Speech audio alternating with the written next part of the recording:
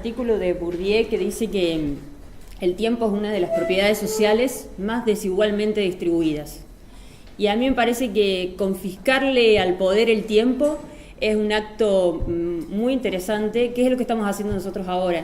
Algunos con más entusiasmo, otros invitados por las instituciones, pero estamos acá en un espacio en el cual podemos salirnos un ratito de ese tiempo tan inmediato, de ese tiempo tan requerido, que es el aula, que es la institución escolar, y encontrarnos a pensarlos a ellos y pensarnos a nosotros con algunas herramientas que nos pueden dar las disciplinas para eso, pero no estamos dejando de hacer lo que hacemos habitualmente, simplemente estamos confiscándole al poder el tiempo que merecemos para poder pensar y pensarnos como profesionales de la enseñanza, ¿no?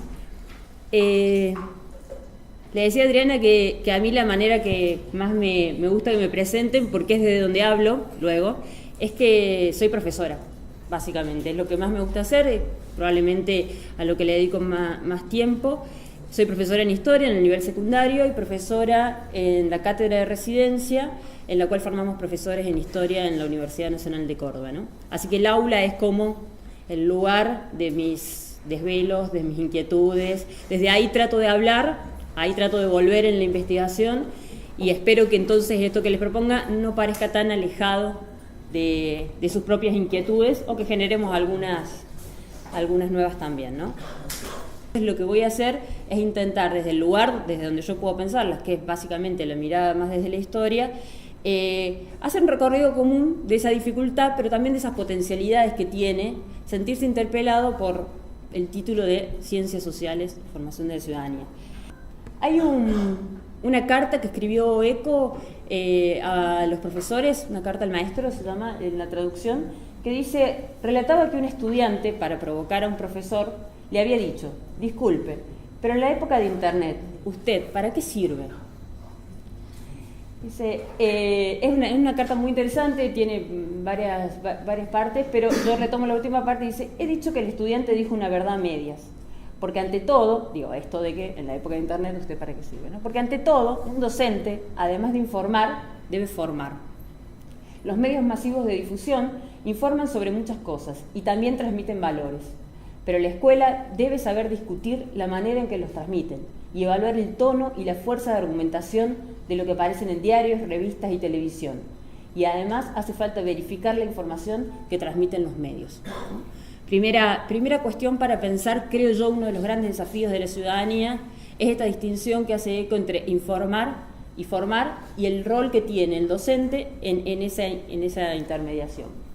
El segundo es un extracto de un manifiesto de los historiadores, una reunión que hubo en Santiago de Chile ya hace varios años para pensar cuáles eran los grandes desafíos de la enseñanza de la historia y de las ciencias sociales de cara al siglo XXI. Y una de las consideraciones que hacen allí, que me parece nos vuelve a plantear un segundo desafío para pensar la relación entre ciencias sociales y ciudadanía, es la siguiente. Dice, el más importante de los derechos humanos consiste en respetar la capacidad de los ciudadanos para producir por sí mismos la realidad futura que necesitan. Me parece que, además, entonces, ya tenemos un primer problema que es, en la era de la información, qué lugar cumple el docente y esta distinción que tenemos que hacer entre informar y formar. La segunda, el segundo desafío de la ciudadanía tiene que ver con formar para el futuro, ¿no? Pero no, digamos, para el futuro que se construye en el presente. Ese es un segundo desafío de la ciudadanía. El tercero, me parece a mí, puede estar en la voz de este militante español que en realidad retoma lo que dice un profesor de filosofía de la Universidad de Salamanca. Una reflexión de un compañero diputado de Izquierda Unida, profesor de filosofía en la Universidad de Salamanca, uno de esos que estamos en la precariedad como investigación y despedidos y recortados por la administración pública, pero que en sus clases cada año empezaba con la misma pregunta. Decía a sus alumnos, ¿cuál es el gobierno más malo del mundo? Todos los alumnos, año tras año, decían lo mismo, y lo ponían en la pizarra, Venezuela y Cuba, Venezuela y Cuba. Le decía, vale, ¿y cuál es el nombre de los presidentes de sus países? Y todo el mundo lo sabía. Raúl Castro, Maduro, todo el mundo lo sabía en Salamanca. Y le preguntaba, ¿y habéis estado alguna vez en esos países? Nadie. Vale. Le preguntaba, ¿y cuál es el nombre del presidente de Portugal? Nadie sabía el nombre del presidente de Portugal. Le decía, ¿y habéis estado alguna vez en Portugal? Salamanca, está al lado, está que se cae. Todos habían estado en Portugal. Entonces la pregunta, las dos preguntas clave, la primera es, ¿cómo es posible que sin haber estado en esos países que están a miles de kilómetros de distancias, conozcáis a sus gobiernos y encima les odiéis? Y la segunda pregunta es, ¿quién ha pensado por vosotros? ¿Quién ha pensado por vosotros? Pues esa es la pregunta más política que puede existir. El tercer desafío, me parece entonces, lo habilita esta pregunta de quién ha pensado por vosotros, quién ha pensado por nosotros. Pónganle el nombre que quieran, no es el contenido, ¿no? La pregunta fundamental, que es política, porque la educación es política, no podría no serlo, tiene que ver entonces con una ciudadanía que pueda pensar por sí misma, un ciudadano que pueda pensar por sí mismo, ¿no? Que pueda pensar por sí mismo su presente, que pueda, como decíamos recién, imaginar por sí mismo la realidad futura que necesita, y entre medio de eso la pregunta por el rol del docente, ¿no?, de ciencias sociales, como mediador entre esas dos expectativas que podríamos tener con relación a la ciudadanía. Para ser muy esquemático, decir que hay dos grandes miradas acerca de la ciudadanía. Una más acotada, que responde a su tradición exclusivamente política. La ciudadanía es aquel hombre mayor de 18, hombre, mujer, que vota y ejerce sus derechos y tiene deberes regulados por la Constitución y establecidos en el marco del Estado Nacional. Y hay una mirada de la ciudadanía más ampliada, que es la que yo quiero retomar para luego pensar qué pueden aportar las ciencias sociales a la construcción de esa ciudadanía. Este esquema tiene solo por función interpelarnos. Yo a mis alumnos no uso uso otro un poco menos detallado. Yo solo quiero asustarlos, simplemente asustarlos para que puedan ver la complejidad de la tarea. No se trata de desarmar este mapa, pero este mapa conceptual, este esquema conceptual, en realidad lo que trata de mostrar son todas las dimensiones que están incluidas cuando nosotros pensamos en un ciudadano. Tiene que ver con qué representaciones del poder tiene una persona, cuál es su representación del conflicto, cómo entiende las diferencias, cómo piensa la convivencia, qué noción de igualdad, de libertad tiene construidas, qué representaciones con respecto a la identidad, cómo entiende la opinión pública, qué visión tiene de la acción política, cómo imagina el cambio social, qué disposición tiene para la intervención social, qué capacidad de emitir juicios morales y de discutir sus propios prejuicios. Es decir, todo esto forma parte de lo que es un ciudadano desde la visión más ampliada que nosotros nos estamos proponiendo pensar, ¿no?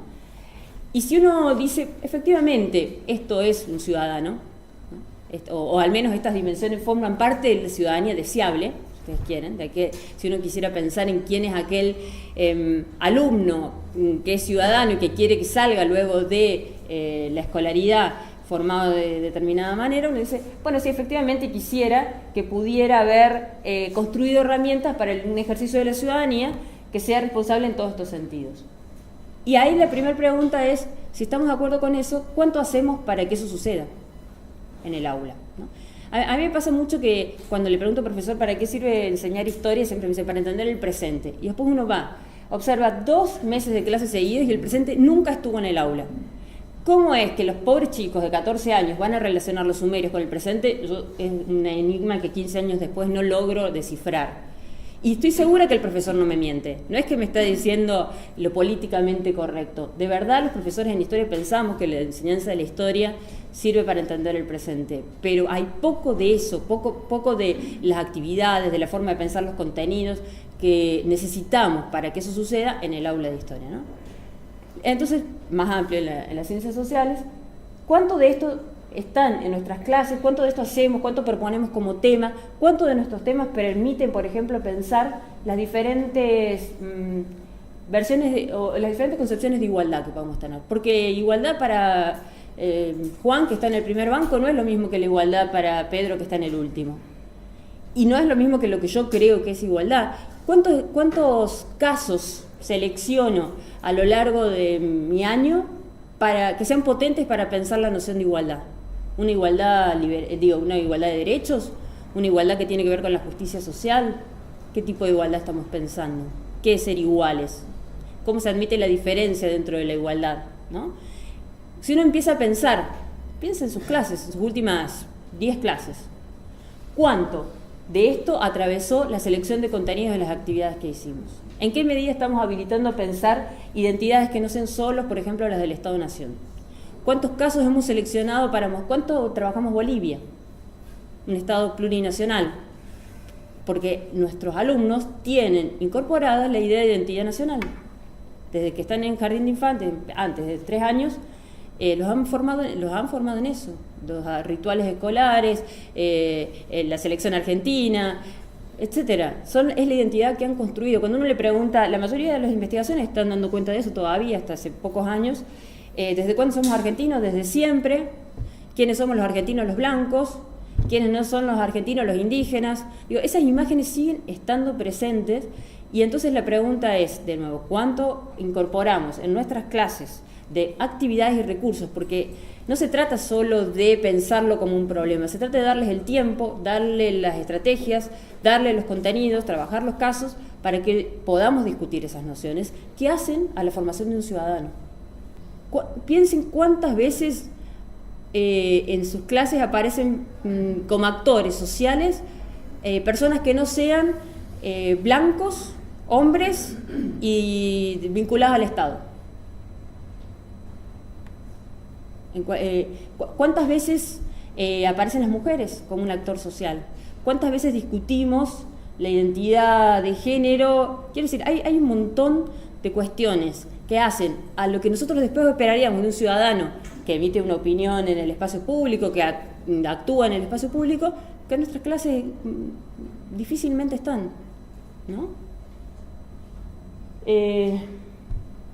Podría estar. ¿Cuánto trabajamos los estereotipos y los prejuicios en nuestras clases? ¿Cuánto peor aún, y lo estoy hablando como profesora, ¿no? Estoy desde ahí. ¿Cuánto nuestras clases refuerzan los estereotipos? ¿Cuántas clases trabajamos orden colonial? Digamos, bueno, sí, 30 minutos algo había acá en América, que son los vencidos por el orden colonial, luego desaparecen. Digamos, la última imagen que dejamos de las culturas originarias es los vencidos en 1492 o 1521 o la fecha que le quieran poner, ¿no? Luego desaparecen como actores sociales. Claro, si los dejamos vencidos por la superioridad del hombre blanco occidental, después queremos que en su ejercicio de la ciudadanía tengan una visión de las culturas originarias diferente. Bueno, eso es muy difícil. Si uno no se propone efectivamente pensar desde el problema del ciudadano que quiere formar y no los contenidos que tiene que dar, ese cambio es complejo, ¿no? Yo insisto mucho en que nosotros estamos formados por la tradición academicista que tenemos y por el fuerte peso de las disciplinas, más en pensar nuestro programa desde los contenidos que desde las finalidades. Un profesor que ingresa a un aula, no sé, le toca unas horas de suplente o titularizó por uno de esos milagros de la vida, y ¿qué es lo primero que hace en el programa? Dice, bueno, voy a dar desde acá hasta acá. ¿Y cómo lo voy a dar? Bueno, arranco más o menos acá y termino acá. La primera lectura que uno hace de la tarea que tiene que hacer es desde los contenidos y no desde las finalidades. Y si uno lo hace al revés, si uno lo hace desde las finalidades y pensando en este caso en un consenso que hay acerca de la formación de una ciudadanía y además pensando en qué tipo de ciudadanía, porque lo primero que uno debería revisar es qué tipo de concepción de ciudadanía tiene uno, ¿no? Este mapa conceptual se usa para distintas, es un mapa construido, un esquema construido por un grupo de investigadores, de didactistas españoles, que lo proponen en diferentes registros para ser utilizados, por ejemplo, para guiar la selección de contenidos. Sería mucho más fácil si uno tuviera este mapita al costado, el recorte temporal y espacial sobre el que tiene que avanzar y decir, bueno, yo sé que es difícil romper con la lógica del contenido, pero decir, bueno, a ver, en esta unidad al menos voy a incorporar una temática que tenga que ver con problematizar la noción de igualdad. Y entonces voy a incorporar algún estudio de caso vinculado a eso. Y quizás en la otra temática, en la otra unidad no puedo, porque es la unidad más densa conceptualmente, pero paso a la siguiente y digo, bueno, a ver qué noción de conflicto o de cambio social estoy trabajando ahí. ¿Quiénes cambian la historia? ¿Quiénes hacen, o quiénes cambian los procesos históricos? ¿O quiénes cambian el espacio? ¿Es siempre el Estado? ¿Los otros actores sociales no pueden hacer nada con relación a eso?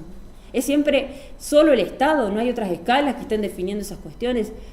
Insisto, no se trata de tirar todo por la borda y volver a decir, no, qué mal que lo hice hasta acá, no pensé en la ciudadanía, sino de volver sobre nuestros propios programas, sobre lo que ya tenemos construido y pensar desde ahí, bueno, a ver, ¿cuánto de esto puedo incorporar si efectivamente la finalidad de la enseñanza de las ciencias sociales es la formación de una ciudadanía crítica?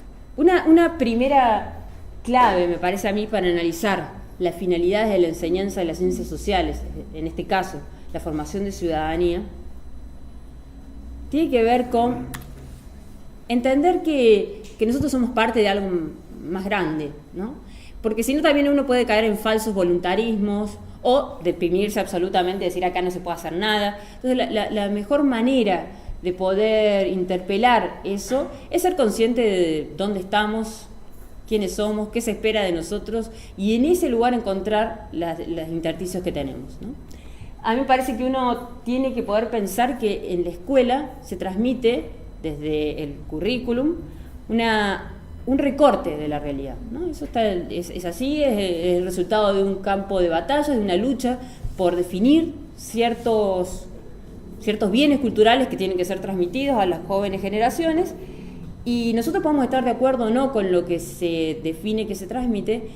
En general, yo creo que el currículum no es tan malo como muchos dicen. Creo que lo más malo es la lectura que nosotros tenemos del currículum. Por ejemplo, pensar que tenemos que enseñar desde el origen del hombre hasta la revolución industrial, cronológicamente. Eso es imposible, es inviable, es innecesario. Pensar el neolítico, no me gusta, no encuentro buena bibliografía, a los chicos no les interesa.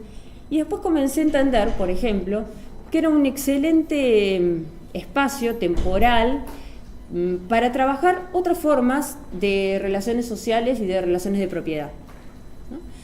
Uno de los grandes problemas que tenemos es que nuestros alumnos tienen absolutamente naturalizado que el capitalismo es la única forma posible, porque además el socialismo es malo. Entonces, de la única manera que tenemos para relacionarnos con los otros y relacionarnos con los bienes es el capitalismo. Cuando enseñamos el paleolítico y el neolítico, en general ponemos imágenes de hombres de las cavernas, recurriendo a estereotipos que en realidad podrían servirnos mucho para trabajar eso, otros vínculos con los hombres y con los bienes. Y aportar a esa idea de que el capitalismo no es la única manera posible que tenemos de relacionarnos, ¿no? De establecernos vinculaciones sociales. Por eso quiero decir, el currículum no es ni bueno ni malo. El problema es cómo uno lo lee, cómo uno lo interpreta y qué potencialidades puede encontrar al momento de enseñar esas temáticas que están prescriptas y que uno tiene que enseñar efectivamente, porque si no después el pobre alumno que quiere ir a otra escuela no puede cumplir con los requisitos más burocráticos, ¿no?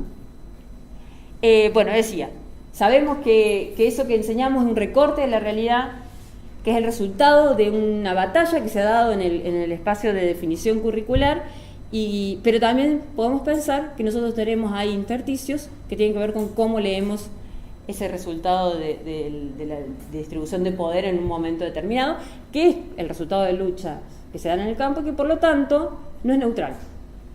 No podemos ser ingenuos en pensar que lo que está ahí prescripto responde a la mirada de un consenso social en el que todos los sectores han sido representados, etc. Hay una mirada ahí que no es neutral y nuestra segunda responsabilidad, me parece a mí, además de leer el currículum de una manera más interesante, posicionándonos teóricamente frente a eso, es posicionarse políticamente y saber que eso no es neutral y saber qué está uno diciendo cuando reproduce ciertas miradas y qué no está diciendo cuando opta por otras, ¿no?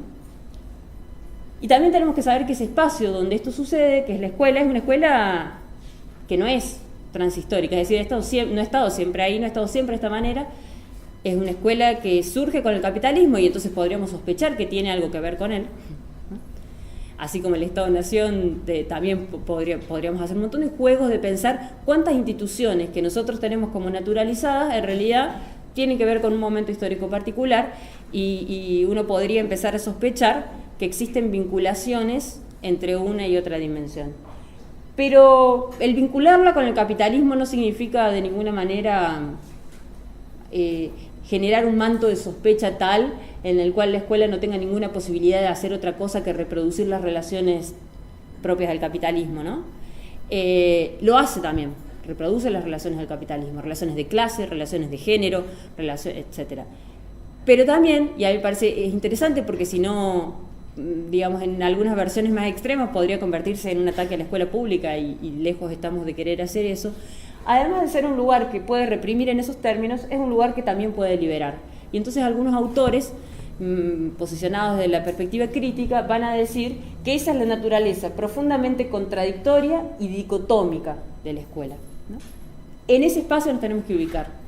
Yo digo, no ser ingenuos y pensar la escuela como una estructura en la cual estamos insertos y de las cuales vamos a formar ciudadanía. Es una escuela que tiene unas narrativas, unos mandatos que la atraviesan, pero también tiene las posibilidades de encontrar allí intersticios para poder volcar la moneda a favor de liberar, no de liberarnos de una mirada moderna, sino desde una mirada crítica, ¿no? Otra cuestión que no deberíamos tener naturalizada son las disciplinas escolares. El hecho de que en la escuela la transmisión de ese conocimiento, que es el resultado de pugnas en el campo de la cultura, adquiera la forma de disciplinas escolares, tampoco es natural, tampoco es neutral y tiene muchas repercusiones al momento de la enseñanza y la formación de la ciudadanía. Ha habido otras opciones, muchas, para pensar la transmisión de conocimientos a las jóvenes generaciones. El hecho de que nosotros tengamos disciplinas escolares tiene que ver con un formato más bien moderno y con una función de la escuela que, bueno, ustedes ya conocen, también muy propia de la modernidad, ¿no? Yo pensaba, si uno mira la escuela, si uno mira ese formato de la escuela, ¿no? Y después piensa en ciudadanía. Ese formato, esa forma de pautar los tiempos, los espacios, los cuerpos, la conducta, de alguna manera entra en tensión con las expectativas que podamos tener con relación a la formación de sujetos críticos, participativos, etcétera. Esto no significa, bueno, pasemos ahora a hacer todos rondas o vamos a dar clases al patio y rompemos con los formatos cronoespaciales de la modernidad y entonces ahí tenemos el sujeto crítico. No pasa eso, pero aún así no deberíamos dejar de considerar que nosotros estamos metidos en ese formato y que ese formato tiene muchísimas consecuencias al momento de cómo se enseña y cómo se aprende ciencias sociales. Y parte de empezar a pensarlo desde otro lugar tiene que ver con al menos tomar conciencia de eso que nos pasa cuando estamos metidos en el formato de disciplinas escolares. Hay que pensar si la escuela logra que cuando sale de la escuela pueda pensar todo eso, aún sentado ahí, trabajando ahí en las condiciones en las que está. Ahí te ayudaría Foucault cuando, digamos, compara la escuela, la fábrica, la prisión, son todos dispositivos de la modernidad. Uno no puede ser ingenuo en el sentido de no estar consciente de que sucede. Esas son las condiciones en las que estamos. Yo insisto, cuando investigo, también uno de los requerimientos es ese, o cuando preparo mis clases, pero yo sé que es mucho mejor juntarme con mis compañeros, que va a salir algo mucho más potente si yo logro juntarme con tres, es decir, articulemos algo acá. Está bien, las condiciones laborales en general lo que hacen es que yo tenga que estar en mi casa pensando eso a las 5 de la mañana antes de que a las 7 tenga que salir a clases, sin duda. Pero cuando las condiciones objetivas, yo creo que son condiciones, no determinantes, y entonces la manera en que algo que parece determinante pasa a ser condicionante y luego quizás otra cosa es el nivel de la conciencia. Yo insisto en que Foucault ahí ha dicho mucho acerca de los dispositivos en las instituciones, en las instituciones psiquiátricas hay un montón, Giddens, etc. Ahí lo que le pasa a Mafalda es que, la verdad que es muy gracioso, que seguro no puede leerlo, pero dice, vamos a ver, le pregunta los puntos cardinales. El sol sale por la mañana, le responden. Pero no, la mañana no es un punto cardinal. Ah, eso. Al sol no le importa, sale igual por la mañana. Sí, bueno, pero ¿por dónde sale? Por la ventana del living. Eso visto desde tu casa. Y sí, le dice, a mi edad no tengo muchas posibilidades de amanecer en otro lado.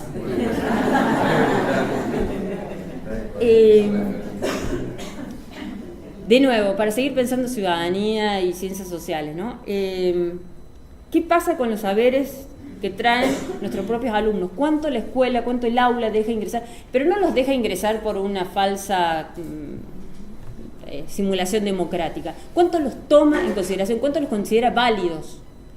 ¿Cuántas veces solo hacemos un torbellino y a ver qué piensan sobre tal tema? Lo escribimos y después lo borramos y seguimos con nuestra clase. O quedó ahí, bien, re bien, ya está, ya cumplí con la parte que tenía que hacer se supone que el sujeto es un sujeto activo, no es una tabula rasa, y entonces yo intercambio con ellos. No es el problema de si entran o no entran, porque a esta altura en general entran. La cuestión es, ¿qué hago con ellos? ¿Cuánto los valido? ¿Cuánto me interesa poder conocer desde dónde conocen? Y es probable además que la respuesta que le dé no le sirva para mañana cuando se levante y vea el sol de nuevo en su ventana, ¿no? ¿Cuánto de ese diálogo entre la escuela y las experiencias vitales que tienen los alumnos estamos dejando entrar en nuestras propuestas de enseñanza? La imagen de abajo trata de mostrar la lógica que tienen las disciplinas escolares, ¿no? A mí me parece que esa imagen muestra claramente cómo si uno pudiera hacer una radiografía de un alumno que entra a las 7:45 y tiene primero tecnología, después historia, después matemática, después química, queda así, ¿no? Con suerte. Sale, toca el timbre, se va a su casa con algo muy similar a esto en su cabeza. Nada más alejado que esto para poder pensar en la complejidad de lo social, ¿no? Y otra narrativa que para mí atraviesa fuerte la escuela y que uno debe ser consciente al momento de plantearse el desafío de formar ciudadanía, tiene que ver con el último, que es esa concepción sobre el sujeto que tenemos, dice la imagen. Para que la evaluación sea justa, todos realizarán la misma prueba, van a subir a ese árbol. Ahí hay dos cuestiones. ¿Quién es el sujeto? Esa narrativa que todavía nos atraviesa fuertemente de pensar mis alumnos, ¿no? Está bien, quizás también es un acto casi de supervivencia, porque si uno tiene que ponerse en la cabeza de cada uno, es complicado. Pero no, son cada uno, y cada uno tiene inteligencias múltiples, y cada uno aprende de diferente manera, y cada uno quizás el lunes no pudo aprender por X motivo, etcétera, por un lado. Y por otro lado, me parece que también nos pone a discutir, pensando de nuevo en la ciudadanía, en la evaluación, en el acto examinatorio de la escuela, ¿no?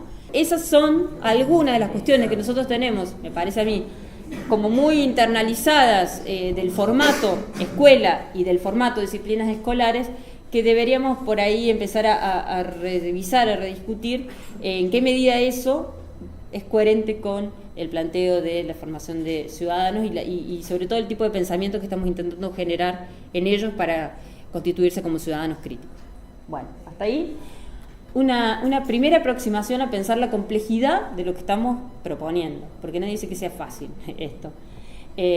Pero yo diría, hay un autor que se llama Costa Fernández que dice, uno tiene que recuperar a los maestros de la sospecha, ¿no? Que son Nietzsche, Freud y Marx. Y empezar a pensar, tampoco voy a meterme en eso, pero empezar a pensar alto, fuerte, con otros y contra uno, dicen, ¿no? Y poder ver entonces cuánto tenemos internalizados ciertos formatos y si esos formatos están acordes o no a las finalidades que nos proponemos para la enseñanza de las ciencias sociales. De nuevo, el grupo de catalanes que nos marca mucho, bueno, Graciela y yo tenemos fuertes vinculaciones con ese grupo, así que van a escuchar cosas similares que tienen que ver con los desarrollos que están llevando en Barcelona un equipo de didactistas. Hay una autora que se llama Pilar Benellán, que escribió junto con Joan Pagès un texto en 1997. Ella dice, a mí me parece muy, muy interesante porque tiene una hipótesis que es que la forma en que nosotros enseñamos tiene que ver con nuestra concepción del mundo y con nuestra concepción de ciencia. Y que el problema es que muchas veces no nos detenemos demasiado a pensar cuál es nuestra concepción del mundo y cuál es nuestra concepción de ciencia, pero que después se traduce en el aula inevitablemente. Si uno pasa por distintos aulas que tengan vidrios y pudiera ver lo que está sucediendo ahí adentro, rápidamente podría reconocer diferentes estilos de enseñanza, diferentes concepciones que tienen que ver, dice ella, con la concepción de mundo y concepción de ciencia que tenga el profesor. Y va a decir que en función de esa concepción de mundo y concepción de ciencia, uno puede reconocer dos grandes finalidades. Después están todos los subtipos. Socializar o contrasocializar. Es decir, reproducir el orden social o intentar cambiarlo. A mí me parece que como docentes es una pregunta básica que tenemos que hacernos. Muchas veces no nos detenemos quizás lo estamos haciendo, o quizás no, quizás la rutina nos ha llevado a que aquello en lo que creemos no lo estemos haciendo, no seamos coherentes con eso. Quizás tengamos algunos supuestos implícitos que sean contradictorios, entren en tensión con las finalidades que nos proponemos. Entonces, detenerse a pensar si adherimos a una visión de la enseñanza de las ciencias sociales que tienda a reproducir las relaciones sociales vigentes o modificarlas, es fundamental para después definir ahí en función de eso, ya sí contenidos, actividades, etcétera, ¿no? Ella va a trabajar 3 concepciones, bueno, 2 tradiciones y una concepción en realidad, pero no quise entrar en esa discusión, que es la neopositivista, la humanista y la concepción crítica. No significa que yo me paro y digo, yo soy un profesor humanista. Eso no sucede en la realidad. Esto es un esquema analítico. Porque lo que sucede en la realidad es que tenemos internalizadas las 3. Muchas veces, yo ahora voy a mostrar algún ejemplo, y todos hemos hecho algo de eso en algún momento de nuestra vida. La única ventaja que uno tiene por ahí es que con el tiempo y con la ayuda de la formación teórica, etcétera, ha logrado como ganar en cierta coherencia, pero básicamente, y además porque tiene que ver también con los formatos escolares. Yo insisto, para que no pongamos todos los dados en contra del profesor, ¿no? Un profe está en el aula y pregunta, ¿por qué era una bendición el Nilo? Digo, piensa en una clase de geografía, de historia. Pregunta por qué era una bendición el Nilo. No contestan, obviamente, los chicos. Alguno, que es el que tiene más oficio de alumno, empieza a decir por qué no, pero no puede seguir porque no lo sabe.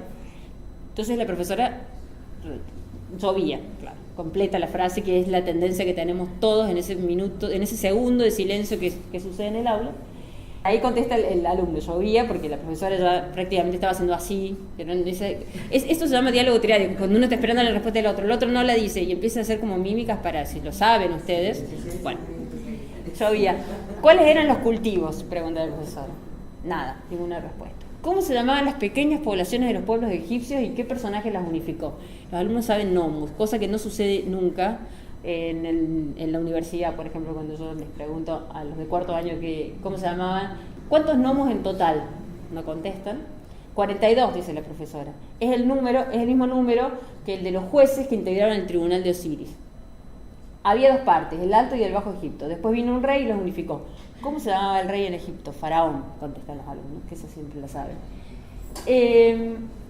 Después vemos un mapa que se usa casi siempre, que muestra el comercio triangular entre América, África y Europa, donde las poblaciones europeas, como ustedes pueden ver, son siempre esclavas, siempre negras, y ahí además uno puede intuir cuando África aparece en nuestras clases, ¿cómo aparece? Pensemos rápidamente. Es la única imagen que le damos a nuestros alumnos en 5 años de escolaridad, ¿no? Sí, que además son productos, ¿no? No son personas, forman parte del comercio triangular que, bueno, empecemos a pensar cuántas de esas imágenes estamos reproduciendo nosotros en nuestras clases. Bueno, y el clásico que todos hacemos, que empieza preguntando, máquina inventada por Guillotín en 1789. Sitúa en el mapa los nombres de los ríos principales y sus afluentes. Dibuja una hoja en blanco el curso del río y marca los diferentes tramos fluviales y la función de cada uno de ellos. ¿Qué recursos naturales ofrece el río? ¿Qué actividades económicas se relacionan con el río? ¿Qué tienen en común el ejemplo anterior y este? Volviendo a Benejam, que dice, guarda porque detrás de nuestras clases lo que hay es una concepción de mundo y de ciencia particular, ¿no? ¿Qué es lo que se conoce a través de las ciencias sociales? ¿Qué puede conocer las ciencias sociales en los dos ejemplos que hemos visto? Son siempre datos observables, cuantificables, en apariencia objetivos, sin conflictos. Ahí lo que subyace es una visión, además, primero de la ciencia, ¿no? De aquello que se puede conocer. Segundo, una concepción de mundo, ¿no? Ahí ese río no genera conflictos, no hay actores sociales que estén disputándose los recursos, etcétera. Bueno, no hay mucho tiempo para desarrollarlo. Y además una concepción de los sujetos.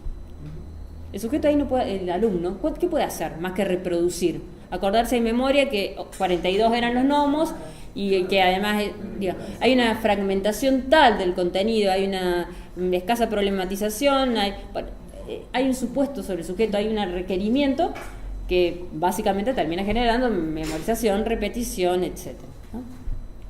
Pero luego habría otras formas de pensar eso mismo. No voy a desarrollar las tres porque no vamos a tener tiempo, que tiene que ver con, por ejemplo, tomar ese mismo río y preguntarse por qué sus aguas están contaminadas.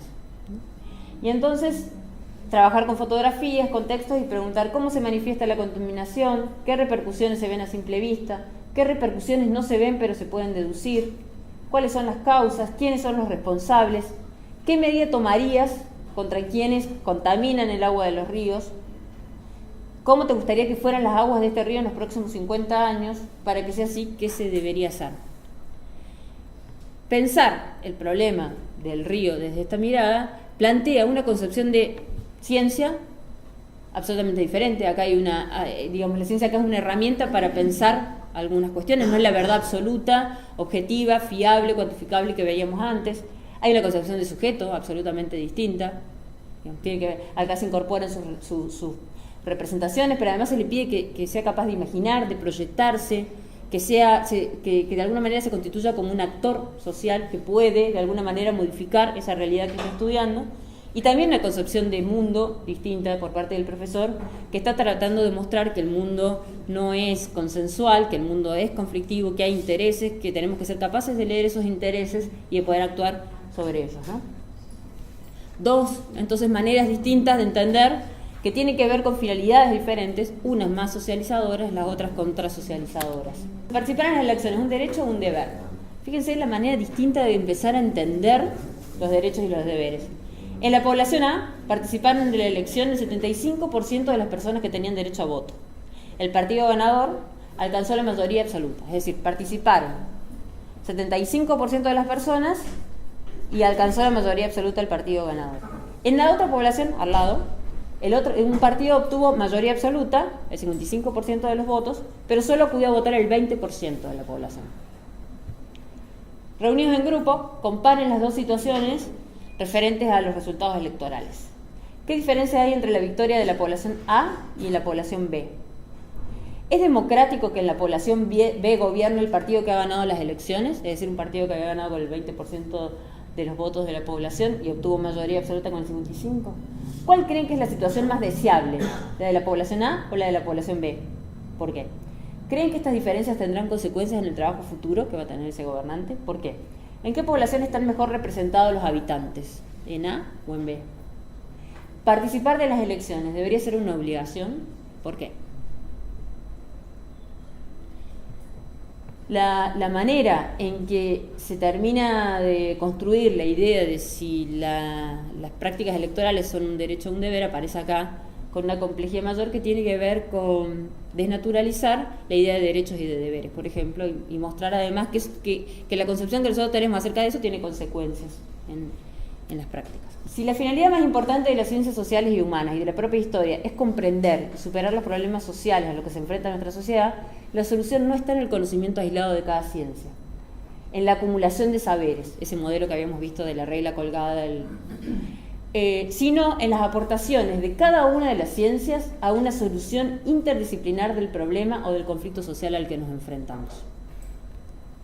Eso significa cambiar el modelo donde la historia, la geografía, la ciudadanía, la antropología, de alguna manera están por encima de la realidad social, ¿sí?, a un modelo en el cual es la realidad social la que articula la mirada interdisciplinar.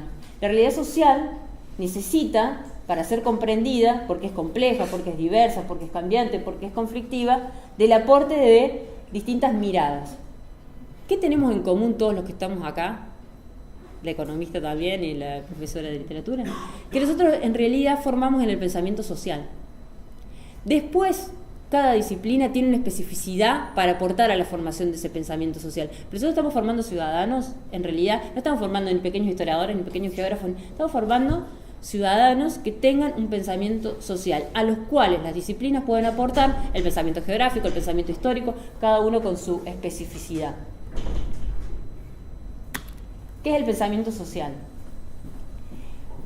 Una definición entre otras posibles, ¿no? Es un pensamiento que le permite al alumno concebir la realidad como una síntesis compleja y problemática. Concebir la realidad como una síntesis compleja y problemática. Contextualizando la información que recibe de múltiples dimensiones y comprendiendo su propia inserción en dicha realidad desde una perspectiva crítica y participativa. Y si uno define así el pensamiento social, después pensará, bueno, ¿qué puede aportar la disciplina historia? Porque estamos en un formato de disciplinas escolares y no podemos negarlo. ¿Qué puede aportar el pensamiento geográfico? ¿Qué puede aportar la clase de economía? ¿Sí? Pero no es al revés.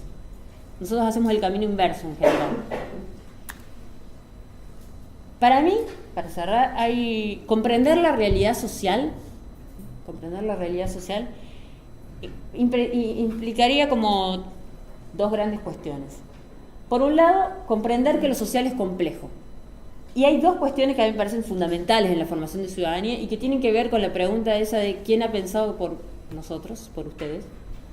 Es aprender a preguntarse y aprender a responder y exigir respuestas interesantes acerca de por qué suceden los hechos o las situaciones sociales. ¿Por qué? No es una pregunta menor. Todas las ciencias sociales deberían estar orientadas a que nuestros alumnos puedan ser capaces de preguntarse mejor y de responderse mejor las cuestiones, los por qué, ¿no? Cuando uno escucha que el problema actual es la grieta, esa es una respuesta, más allá de las consideraciones que cada uno pueda tener, que es una respuesta que circula desde los medios de comunicación a una diversidad y una complejidad de situaciones que explicarían esa situación social que se reducen a la grieta. Que cuando uno explica la complejidad de lo social por la grieta, ¿qué puede hacer uno? Solo ubicarse en un lugar o en otro, ¿no? Quiero decir, la posibilidad que tengamos de construir explicaciones más complejas acerca de lo social tiene repercusiones en las posibilidades que tengamos de posicionarnos críticamente y autónomamente frente a la realidad social e intentar, en todo caso, intervenir en ella, ¿no? Entonces, trabajar mucho en nuestras clases de ciencias sociales la noción de causalidad y también trabajar mucho nociones temporales y espaciales complejas.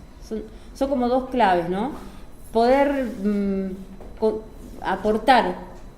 Yo cada vez estoy más convencida de que los contenidos que seleccionemos son grandes excusas para poder lograr esto que es lo importante. No sé, cualquier temática la pienso diciendo, bueno, a ver, este tema me permite a mí trabajar múltiples escalas y mostrar cómo una decisión que parece tomada acá al lado, en realidad tiene que ver con, en un mundo de economía transnacionalizada, decisiones que se toman en otro lado, pero que afectan directamente a lo que parece que es lo local. Y lo segundo tiene que ver con, además de comprender la complejidad de lo social, con generar en nuestros alumnos una actitud ante el conocimiento. En general, en nuestras clases el conocimiento aparece como lo objetivo, como la verdad. Nos pasa un montón de veces, y no es solo culpa nuestra. A mí me pasa un montón de veces que cuando yo armo una clase donde, bueno, hay diferentes interpretaciones, cuando está por tocar el timbre y parece que la clase funcionó perfecto, me dicen, bueno, pero ¿cuál es la que verdad? Bueno, no, estuve 80 minutos tratando de mostrarles que en realidad... pero tiene razón en preguntarme eso, porque en realidad sabe que lo van a evaluar en algún momento. Y él quiere, digo, no, sería incoherente que yo después le preguntara cuál es la verdadera interpretación, pero la escuela lo ha llevado también a preguntar eso. ¿Cuál es la verdad? Decímelo, porque es lo que después tengo que poner para poder aprobar. Entonces, también de construir todas esas visiones, ¿no? Una actitud ante el conocimiento que, por ejemplo, lo lleve a comprender que hay una distinción muy importante entre un hecho y su interpretación. Que, por ejemplo, le ayuda a reconocer que hay distintos puntos de vista acerca de lo social, que domine el razonamiento y técnica de construcción y que sea capaz de comunicar de manera argumentada. Para cerrar. Explicación, como, digamos, empezar a preguntarnos por qué y darles mejores respuestas a los por qué. Temporalidad. Y eso no es un problema de los historiadores. Así como el espacio no es un problema de los geógrafos, la temporalidad no es un problema de los historiadores, es de cualquier formador, matemática incluida. Pero a mí hay 4 cuestiones que me preocupan muchísimo del tema de la temporalidad y que cada uno en su propia disciplina puede considerarla y proponer alternativas. Una es esa percepción de que todo fue igual siempre. ¿Cómo hacemos cuando trabajamos este tipo de imágenes, ¿no? Ya las 3 mujeres agachadas, primero en un espacio agrícola y después en una industria, en una ciudad industrial? Trabajar la idea de que no todo fue igual siempre, porque si todo fue igual siempre va a ser igual hacia adelante. Entonces, ver cómo seleccionamos casos que permitan mostrar esa diversidad. La mirada evolutiva es otra.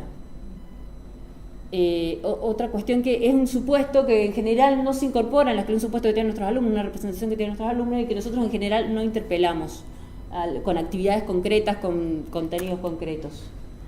Esta es más difícil. Respetar la incertidumbre del acontecimiento. En el pasado hubo futuros posibles que no fueron. En general nosotros contamos la historia desde el que venció, desde el proyecto que venció, o contamos el espacio desde el proyecto que venció. ¿Sí? Volver a mirar los contenidos desde aquellos futuros que eran futuros en aquel momento y que no fueron, pero que presentaban una alternativa. Entonces resultó el modelo agroexportador. Bueno, pero hubo un montón de gente que dijo, che, no, paren, acá me parece que esto nos va a meter en un problema, ¿no? Mostrar esos casos, mostrar las resistencias, mostrar los conflictos y finalmente el futuro. El futuro no es para lo que formamos, es un contenido de enseñanza. Hay unas investigaciones que muestran que cuando los chicos ingresan a la escuela secundaria, piensan que el futuro, que pueden cambiar el futuro. Y cuando salen de la escuela secundaria, ya dicen que no. Hay otras investigaciones como esta, después se los paso, que dicen que lo que va a cambiar el futuro es la tecnología. Los hombres, los movimientos sociales, están abajo y forman parte de la jerarquía menor de ahí. De nuevo, esas imágenes salen de algún lado. Los medios de comunicación, sin duda. La cosa es qué hace la escuela y qué aportan las ciencias sociales para discutir e interpelar esas imágenes que terminan en una ciudadanía en la cual los otros piensan por uno, ¿no?